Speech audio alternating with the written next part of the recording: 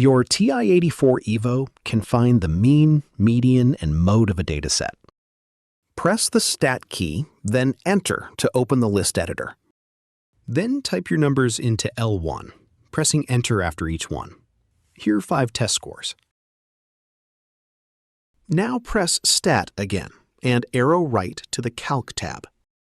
Press Enter to open one variable stats, the first option.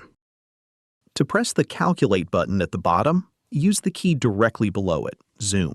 So press Zoom, and it works out your statistics. The top line, X-bar, is the mean, 88. Now scroll down to see more of the results. And a bit further down, there's the median, 85. The calculator doesn't find the mode automatically, but there's a trick that makes it easier.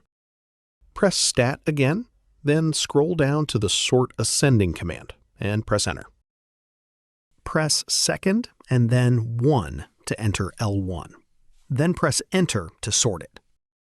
Press Stat, then Enter to open the editor again. Now that the list is sorted, the same numbers sit next to each other, so scroll through and find which number repeats the most times in a row. That's the mode. Here, 80 repeats twice, so 80 is the mode. That's it. More TI-84 Evo tutorials at calcplex.com.